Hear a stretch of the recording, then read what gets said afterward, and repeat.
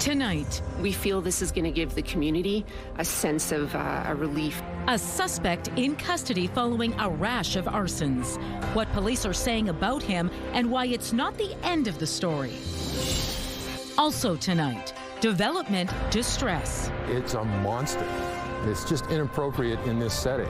Why some are pushing back over plans for a sizable new apartment building in Charleswood. Plus, the cost of companionship. They're struggling to feed themselves and now their pets on top of it. How the Winnipeg Humane Society is responding to a sudden spike in pet owners struggling to feed their furry friends.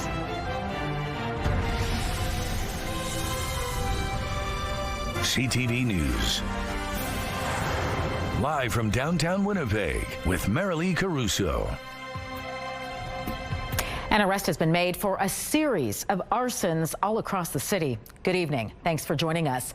Tonight, a 35-year-old suspect is charged with 22 counts for fires at several downtown restaurants and bars. Those charges also include the damage done to 2 MLA constituency offices. Standing by with the details tonight is CTV's Jeff Keel. Jeff, how are these businesses feeling tonight? There is a sigh of relief knowing a suspect has been caught, and police say they believe that person was working alone. Winnipeg police have a suspect in a string of high-profile arsons plaguing the city since the summer. The incidents have caused a tremendous amount of concern, fear, and financial hardship to those who have been directly impacted. Police arrested a 35-year-old man for 22 arsons, break-and-enters, and damage-related offenses between June 11th and November 18th. They say Jesse Robert Sean Wheatland has been charged with 22 criminal charges, including arson with disregard for human life and 13 counts of arson causing damage to property. I think this is a very important announcement today that should set the minds of many of the members of the public at ease. Several downtown and exchange area restaurants and bars were hit, including the Commonwealth Kitchen and Bar, Johnny G's, the Exchange Event Center, the Tipsy Cow, La Roca, the Palomino Club, and Bougie. I think that this is a big sigh of relief for the industry to just, when I'm locking up my restaurant tonight, there's less of a worry. Police also allege the suspect is responsible for the damage at the constituency offices of MLAs Bernadette Smith and Nahanni Fontaine. Both are grateful police made an arrest.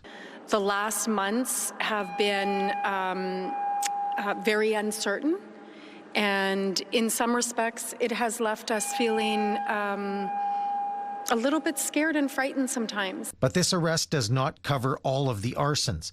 Police believe the suspect was working alone and not part of any extortion plot.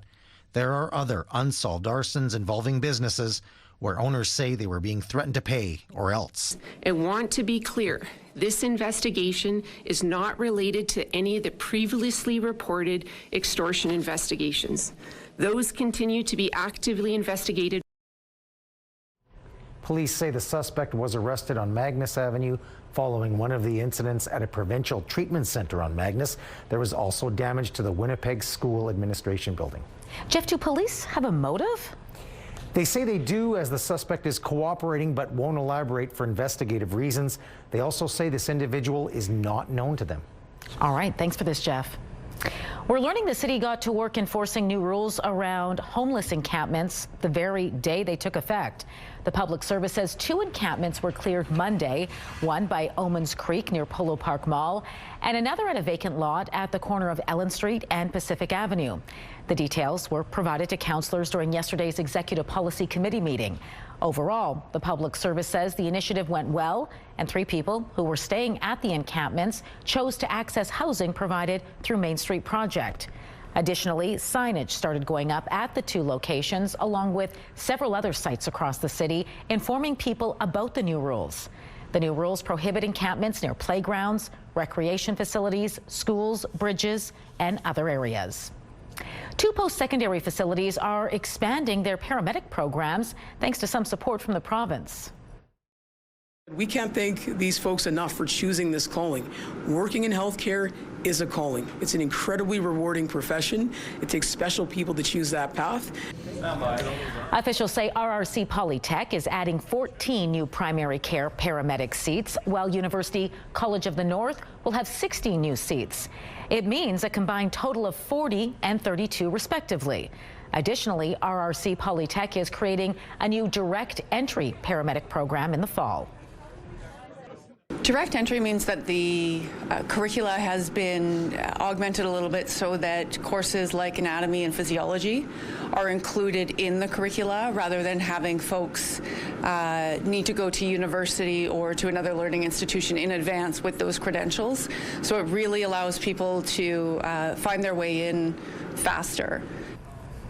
But in a statement, the president of the Manitoba Association of Healthcare Professionals, Jason Linklater, says today's announcement, quote, does not represent a significant solution to the paramedic staffing crisis. And, quote, those new students won't be ready to work for years. Meanwhile, rural Manitoba continues to lose full-time paramedics due to years of short staffing, mandatory overtime, difficult working conditions, and lack of opportunity. Charleswood residents are raising the alarm tonight over a potential new multi-family development. The 6-story building with 132 units is proposed for a large swath of Roblin Boulevard. But residents say privacy, safety, even drainage concerns have not been considered. CTV's Joseph Bernacki has more on what's at stake for homeowners. It's going to be a blight on the neighborhood. Doesn't fit in at all. Staney Hibbert has lived on Buckingham Road for 38 years. His backyard may soon look very different if a multifamily complex is built next door. My big concern is that we've just lost our way in terms of responsible development. The building with 132 units is projected to be 66.5 feet tall. It stretches across 3 street addresses on Roblin Boulevard and will look right into Hibbert's property. It's a monster, and that's something that you can't shut out no matter how many trees we put up or how big a fence we build. He's not the only resident concerned over the potential new build. Colin Nichols lives a few doors down. He says he's also worried about privacy.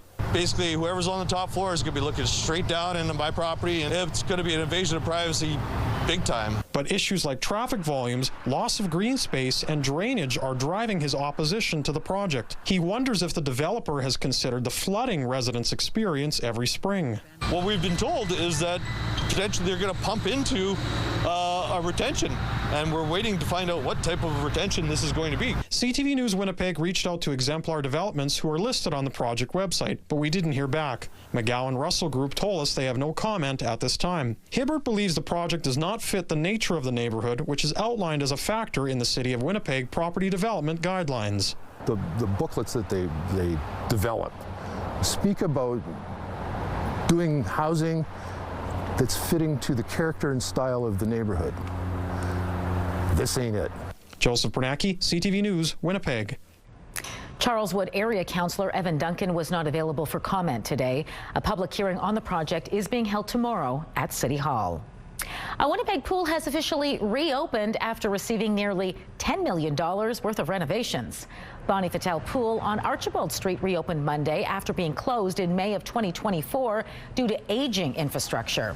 The renovations include a new sauna, which is expected to open shortly, and a multi-purpose room. Several of the pool's mechanical systems were also upgraded, such as heating, ventilation, and fire alarm systems. The city says $4.5 million from this project came from the province. All right, let's bring in Colleen Brady now and get a first look at our Skywatch evening forecast. What are you tracking for us tonight, Colleen? Well, like we saw yesterday, almost a carbon copy of yesterday. Really cloudy, temperatures above seasonal, and just that threat of precipitation no matter where you go. There is a little bit picking up in the southeast corner of the province and next door into Ontario, which I will show you coming up. But we'll look ahead, of course, to tonight and the rest of the week, and these unseasonably mild temperatures that will continue. And guess what? We're going to see some sunshine return too. I will show you when coming up a little later. But for now, let's take a look through the Bathfitter Live Eye. Bathfitter, your bath and shower experts for more than 40 years. In Winnipeg right now, it is 3 degrees and cloudy. Light winds from the west-southwest at 9 kilometers an hour. The pressure's falling, and the humidity right now, merrily, is 86%.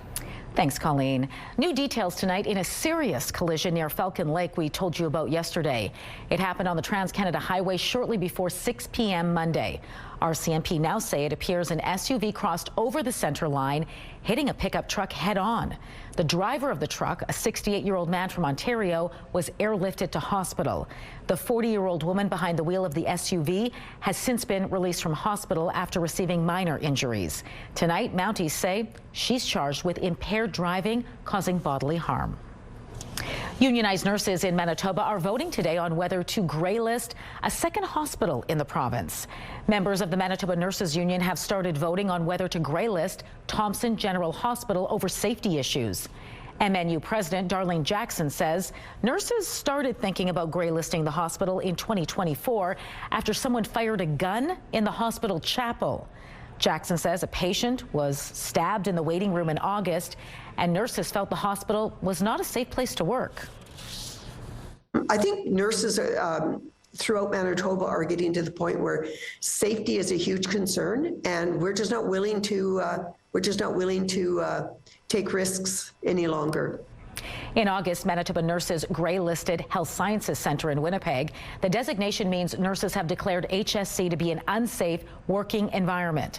Health Minister Yusuma Asagara says 8 institutional safety officers will be hired at Thompson General Hospital as quickly as possible. Voting by MNU members wraps up Friday. Doctors Manitoba is praising the Canoe government's decision to ban short absence sick notes. There's a few ways to retain doctors. One of the ways to do that is to reduce their administrative burden, and sick notes falls under that. In the province's throne speech yesterday, it promised to ban sick notes for absences less than a week. Doctors Manitoba says the ban is a great step forward. Dr. Nichelle Desolé says eliminating sick notes will free up the equivalent of 300,000 patient visits each year. Still, she hoped to see more in the throne speech. We had hoped to see a broader commitment to extend the successes that have been achieved over the past 2 years in terms of physician recruitment, but also to spread that and not forget about the retention. Doctors Manitoba says more than 600,000 sick notes are requested annually in the province, and adds a third of the time patients no longer have symptoms by the time they see their doctor, leading to over $8 million in unnecessary appointments each year.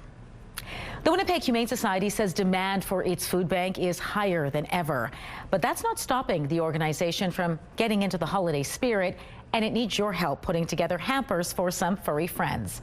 Here's CTV's Daniel Helmerson. Here at Brenda Leipzig Dog Park, Glenn McKellar says he always wanted a dog, but waited until retirement to welcome one into his family. He brought German Shepherd Takea home just a couple months ago, and he's learning dogs are a lot of work, a lot of fun, and a lot of money. It's a couple $100 a month to feed her. You know, it's quite expensive bill. And then you get the surprise vet bills and stuff like that. You know, it's not easy bringing up a dog. But McKellar says it's absolutely worth it. Every minute, every penny, every second of every day. She's just brought joy to our life. And joy is one of the reasons why the Winnipeg Humane Society wants to help pet owners struggling with rising costs. Our goal is to make sure that families can keep their pets, and if that's them collecting food every month, then that's no problem for us. We love to do it, and that's what we're here for. Community Outreach Manager Kendra Galbraith says demand for the organization's pet food bank tripled in 6 months, from 88 appointments in April to a staggering 301 in October. Any one of us can go through some kind of financial situation or personal situation that now all of a sudden we can't afford this pet that we truly love and care for. And now the Humane Society is hoping to make the holiday season a little brighter too. The organization wants to put together special hampers for 50 dogs and 50 cats with food, treats, and a little something extra. It's the holiday season. We want to spread some cheer, so we're handing out toys, we're handing out litter if we can get donated, if we can get collars and leashes. Back at the dog park, Jill Bristow, who has a dog and 3 cats, says she's happy the food bank is there for pet owners who need it, especially over the holidays. I'm fortunate to have not been in that situation, but it'd be a really tough thing because to people, a lot of people, most people, pets are their family, right? So you want them to have the very best that they can have. Daniel Halmerson, CTV News, Winnipeg. The Humane Society is accepting donations for its holiday hamper drive until December 3rd. You can find a list of items online, or you can make a cash donation. And if you're in need of a holiday hamper, the Humane Society is handing them out at the West End Resource Centre from 3 to 4 on December 16th. Your drive in South Winnipeg could get quicker and safer thanks to 2 infrastructure projects. Design work is set to start on upgrades to the Abinogi-Meekina and Waverley Street intersection. Earlier this year, a city committee passed a motion to look into safety improvements at the intersection. Several improvements are now on the table. It includes adding a second eastbound lane and extending the existing east and westbound turning lanes. The changes would be incorporated during the planned renewal of Abinogi-Meekina in 2027. The city is also working on a road extension design connecting Bison Drive from Frontier Trail to Waverley Street.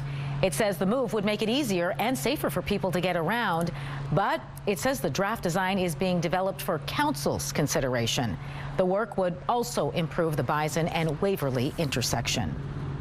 The U.S. Congress has voted to release the Epstein files. What changed since then that you launched this investigation? Information. All that's left is for the president to sign the bill. What led to this moment and what happens next? Stay with us.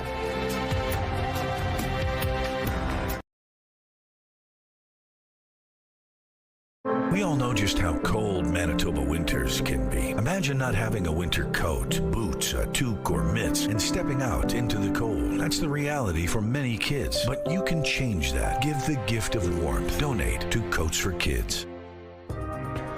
Taking a look at the markets tonight, crude oil dropped $1.42. The Canadian dollar lost 0.2 cents. Gold futures gained $16. The TSX added 241 points. The Dow Jones rose 47 points, while the Nasdaq was up 131 points.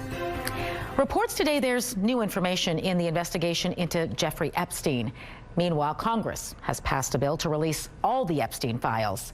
It now requires Donald Trump to sign it. Olivia Rubin reports. Today, the files on Jeffrey Epstein are one step closer to release after months of delay.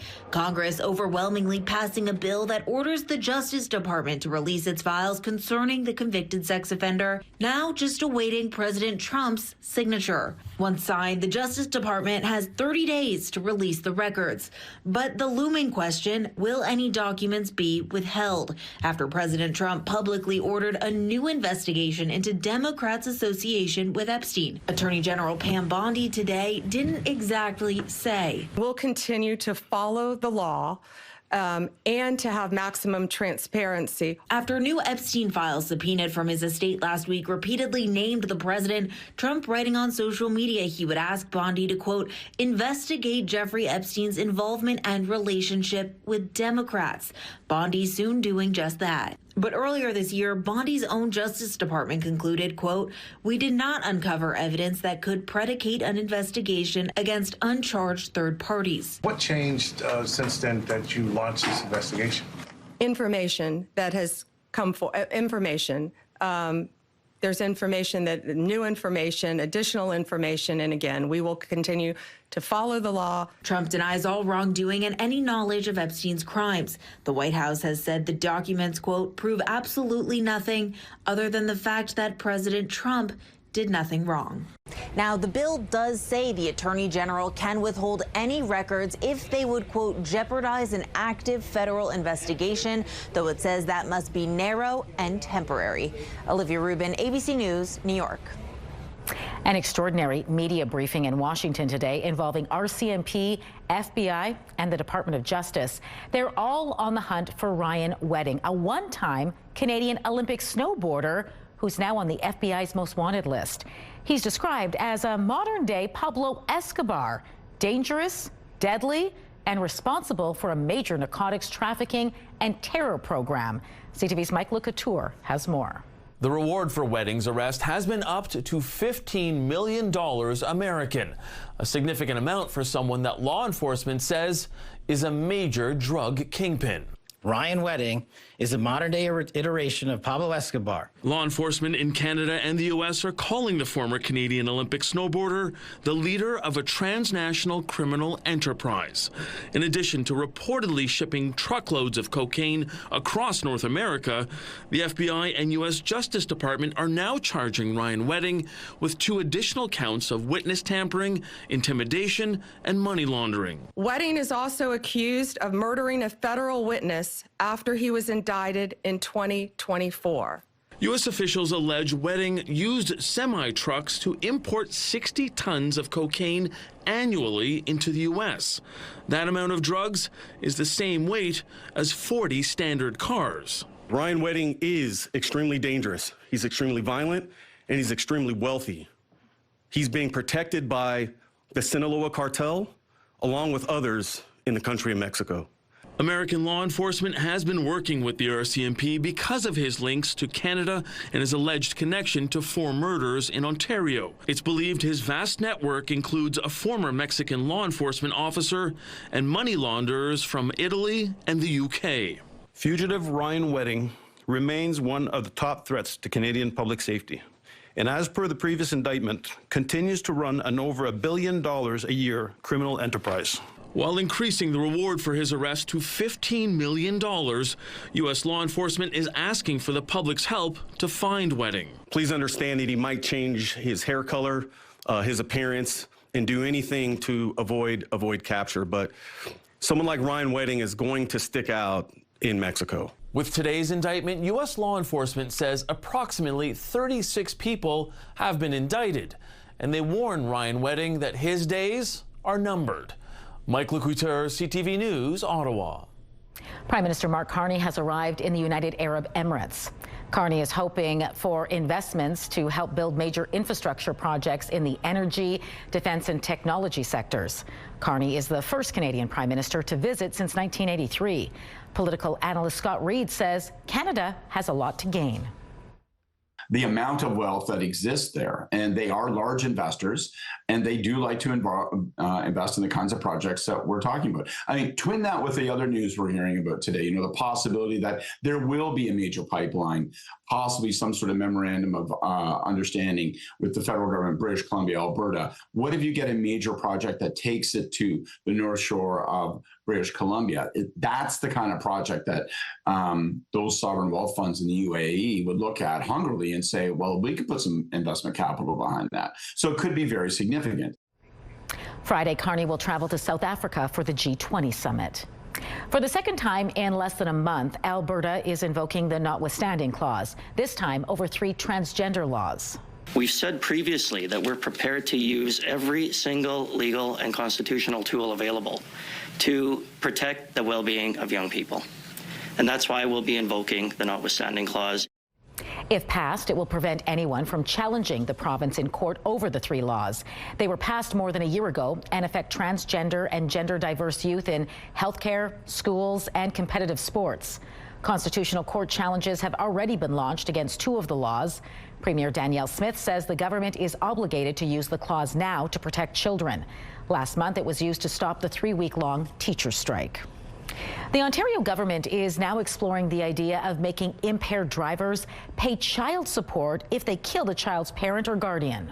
We're going to talk to the justice partners, talk to the federal government, talk to other jurisdictions, and we're going to find what's going to work best, and then we will take action on it. Attorney General Doug Downey says the loss of a parent can have far-reaching consequences for minor dependents.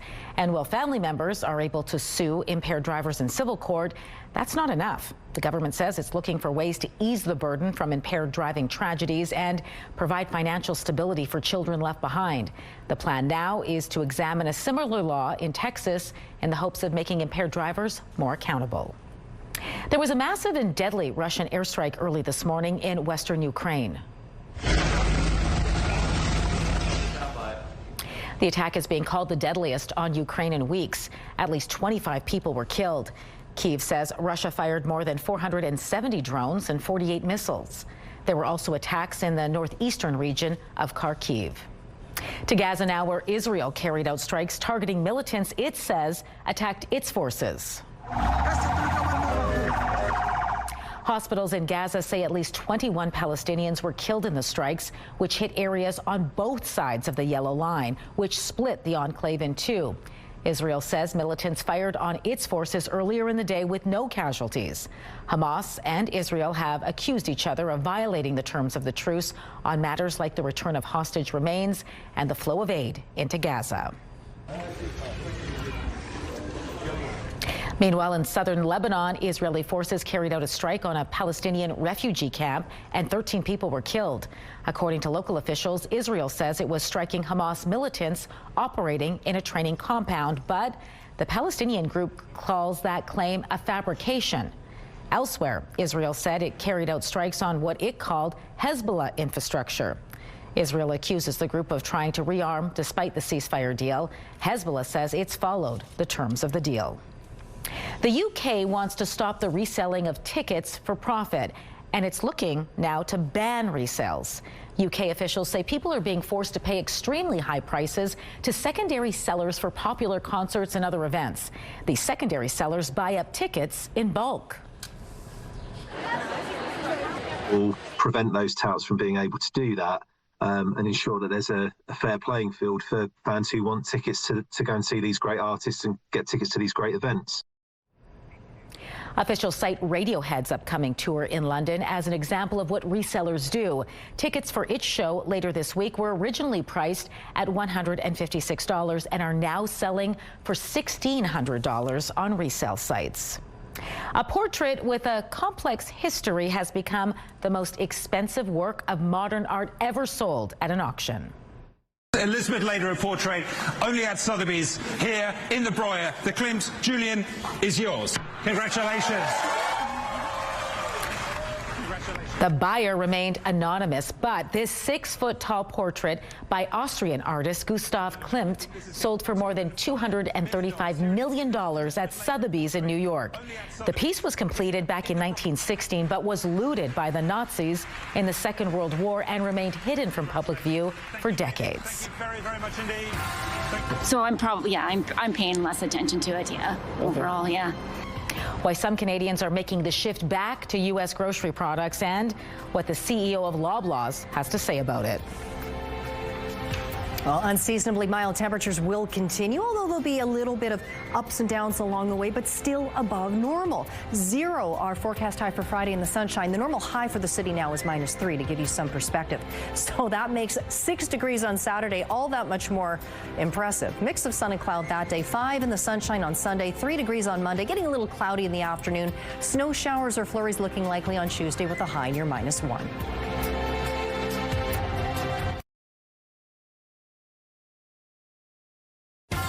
Have a news tip? When you see news happening, let CTV News Winnipeg know. Text your tips, pictures, and videos to 10400. That's 10400. Message and data rates may apply. The city is now accepting bids to restore a bridge that has been closed for months.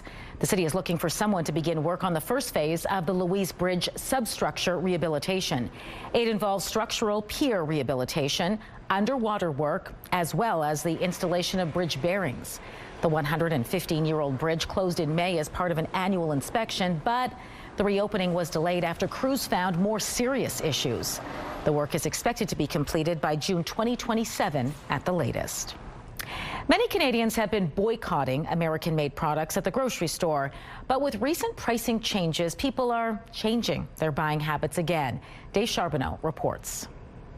As the cost of groceries remains high, many shoppers are changing buying habits. The Buy Canadian campaign is waning. You can't completely eliminate all American stuff, right? Now that Canada has lifted reciprocal tariffs on the U.S., Loblaws CEO says shoppers are searching for the best discounts, no matter the origin. Prices on direct imported products from the U.S. have gone down to normal. And of course, we are seeing some customers who are going back to those products that they love now that they are much cheaper than they were. I think it's coming down to cost for me. There's a lot of it. Yeah. So I'm probably, I'm paying less attention to it. Overall. Okay. I mean, we gotta like save our dollars, right? It's like the price of stuff is crazy. It's about cost as well. So when stuff is cheaper, I'll go with the cheaper option. Experts say the season also plays a role. lots of times that patriotism is blended with affordability. So as Canada ends into the off-season for growing, and we start to rely more heavily on imports, the ability to choose Canadian isn't always as prevalent as it would be in the growing season. Well, at this time of the year, you have really no choice in terms of fresh vegetable and fruit to buy outside of Canada. So, and that probably means through the United States. For others, Buy Canadian still sends a strong message. Are you boycotting American products 100%? 100%. Yeah? Yeah. What if there's something that doesn't exist in the Canadian version? I don't buy it. Are you still boycotting the American stuff when you can? Not necessarily boycotting them on purpose. I don't go out of my way necessarily. But if I can purchase Canadian, I'll do that. For many, buying Canadian remains a priority, even with higher prices. What if you have two products side by side and the American one's cheaper? We buy the Canadian one. You still pay more? Yeah. I mean, at the end of the day, I mean, it's our local businesses, it's our folks that are working hard to do things, and I try not to buy American, preferably. Food import prices are also expected to drop even more in Canada soon, due to President Trump's decision to reduce tariffs on basic food staples. Dave Charbonneau, CTV News.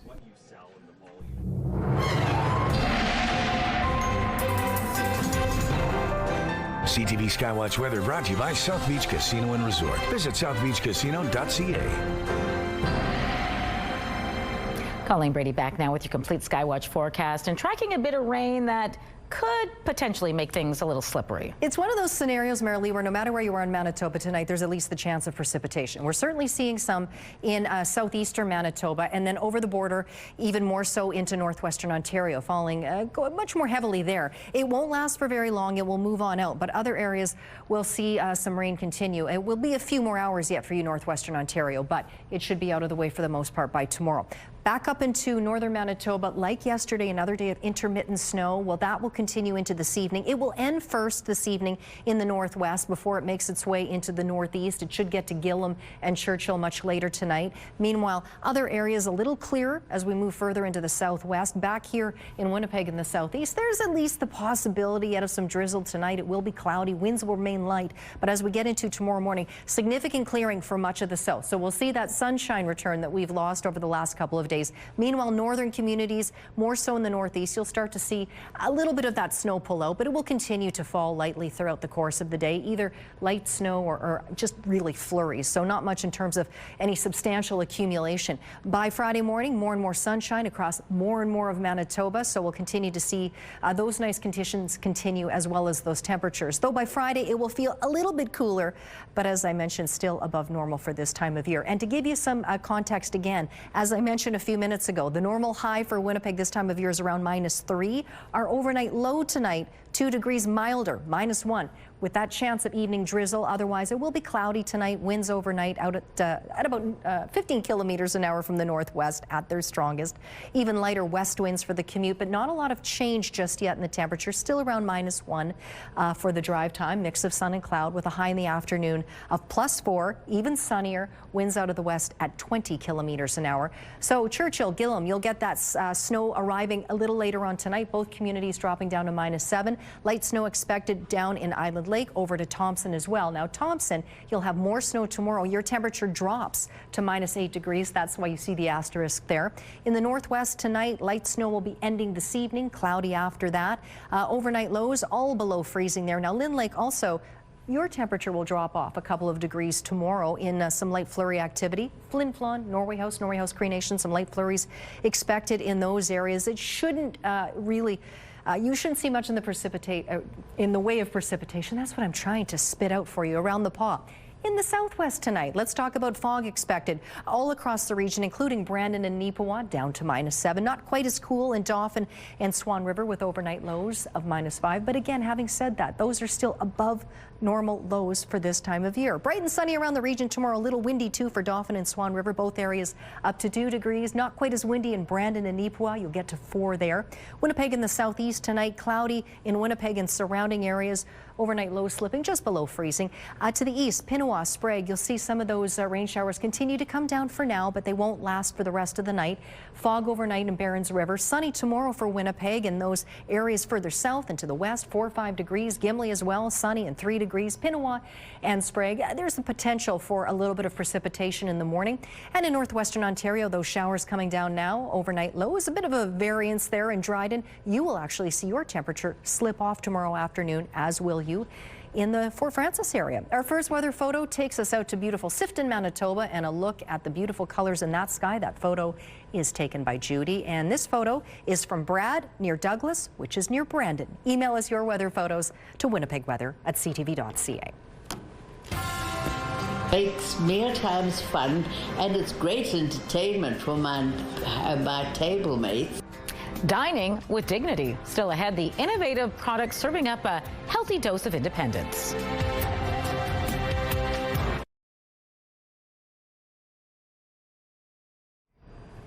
Mealtime at a Victoria long-term care home is a bit more interesting these days. As Yvonne Raymond tells us, the facility has a new robotic feeding assistant that's helping one resident take back some of her independence. Now it says good morning. A robotic arm that Audrey Harry has dubbed Edward the Eater is turning heads with a smile, or in this case, through a demo. It makes mealtimes fun, and it's great entertainment for my table mates. They love watching me eat, and they comment on whether the spoon's working properly, whether it's too full or whether it took too big a bite. They've got lots to say about it. Occupational therapists at her long-term care home in Victoria advocated to bring the tool to Vancouver Island. As an OT, our job is to try to promote independence as long as possible. And so something like this is, life-changing. I push the scoop button and it scoops a mouthful of food. Since losing function in her hands, Audrey was being fed by staff and says she quickly took up an offer to turn to technology instead. It's very hard when you get older and start losing bits here and there, and because I was always a very independent person. So there's a certain amount of dignity to not having to be fed.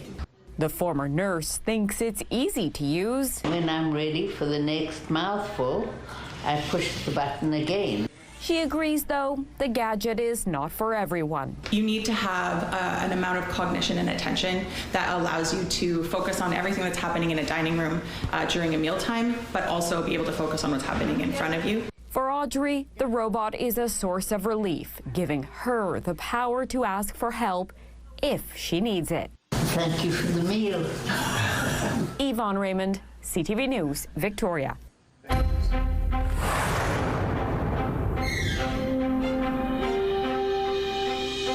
A new report warns most Canadians are not moving enough. The participation report card says less than half, or 46% of Canadian adults, meet physical activity guidelines.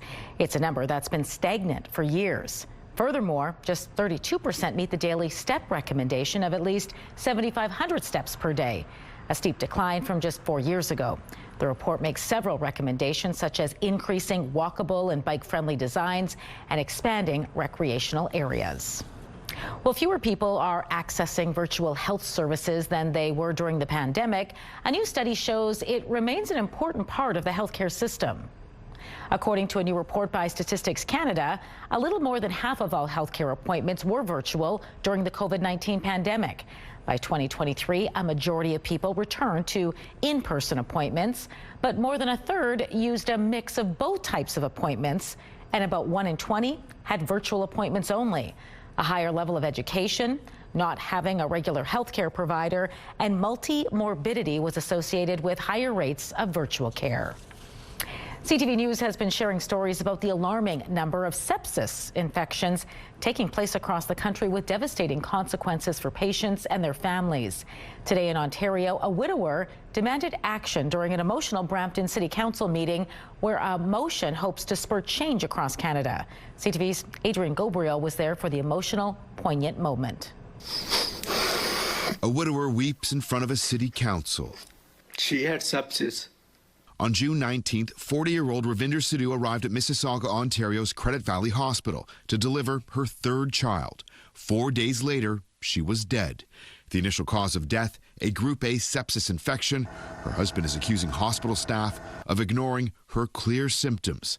The Sidus aren't alone. On January 19th, 29-year-old Selena Klinger-Evans died in London, Ontario, 2 days after giving birth. A Group A sepsis infection is also listed as the cause of death. It baffles me that in 2025, a 29-year-old woman can die from an infection from childbirth. Both families believe their loved ones' deaths were preventable if the symptoms had been recognized sooner and antibiotics administered immediately. For 2 days, she fought it with no help from the doctors and hospitals. She was just given Tylenol and Advil. Gurinder Sidhu has been on a mission for change. It includes this petition with more than 15,000 signatures, which led him to Brampton City Hall, where council passed a motion unanimously today calling for standardized sepsis screening, early identification, and rapid intervention. I truly do believe we can prevent deaths. It's a cry for change, and this motion will be that change. Officials here hope these cries resonate across the country. Hopefully, we're going to really start a conversation in Ontario and in Canada about how we can address this. Make this change now so that we can prevent these future deaths, which are totally preventable. So that no other children are left to write love letters to a mother who's never coming home. Health Canada have shared that they believe that existing infectious disease policies have contributed to a reduction in sepsis. Adrian Goebel, CTV News, Brampton, Ontario.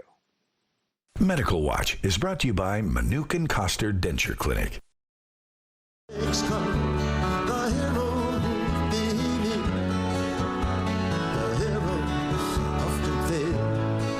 How you can get your hands on a piece of music history from the late, great Gordon Lightfoot. Spotlight is next.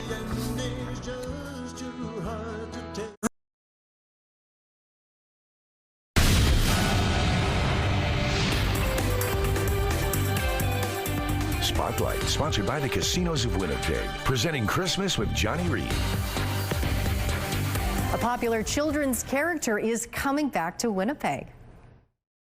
Get ready to see the world more curiously, because Blippi is coming to your hometown. The Be Like Blippi tour. You heard it. Blippi and his best friend Mika are taking the stage at Burton Cummings Theatre on May 16th for 2 shows. The live-action performances, designed for kids aged 2 to 7, will feature an interactive adventure that inspires kids to move, play, and explore.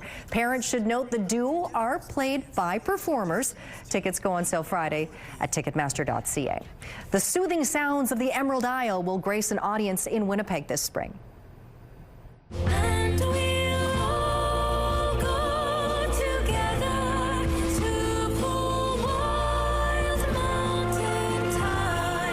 Irish musical ensemble Celtic Woman is bringing its new show, A New Era, on a North American tour in the new year. They'll be making a stop at Centennial Concert Hall on April 6th. Tickets go on sale Friday. Just head online to centennialconcerthall.com or call its box office. Items from the estate of Gordon Lightfoot are going up for auction.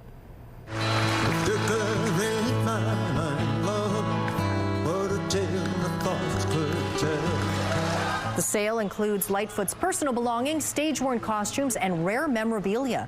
Also up for auction is his iconic 1948 Martin D18 guitar, which is considered part of Canadian music heritage. The sale hits the Toronto Gallery on November 26th, with online bidding available. With the second Wicked movie set to debut, Hollywood insiders expect it will be flying high at the box office.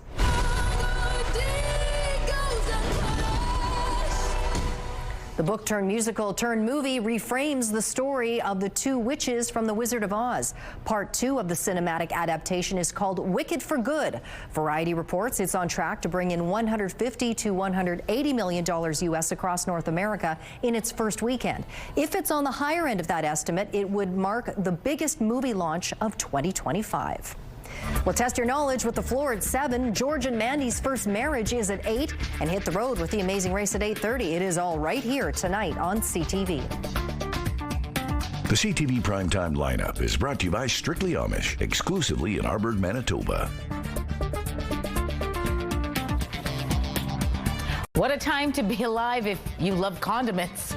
Still ahead, the motivation behind Heinz's newest savory creation.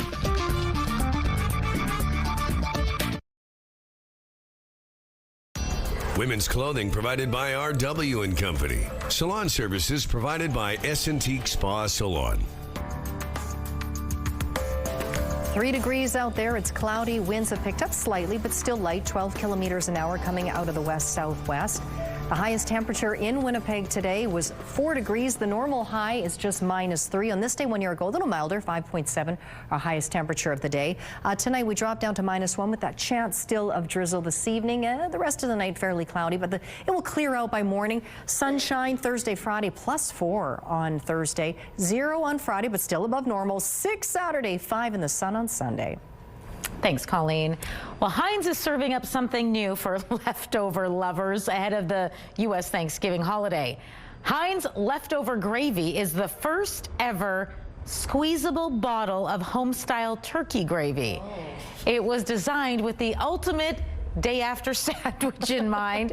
Heinz says it's tapping into that nostalgia for millennial hosts who see Thanksgiving as more than one meal. I don't know about gravy in a bottle. I'm debating in my mind about this. It sounds terrible at first, but then, I don't know, might be good. I don't know. It's supposed to be that thick. Yeah, well, that's concerning, isn't it? Yeah, someone else try it and let us know. Report back. Right, have a good night.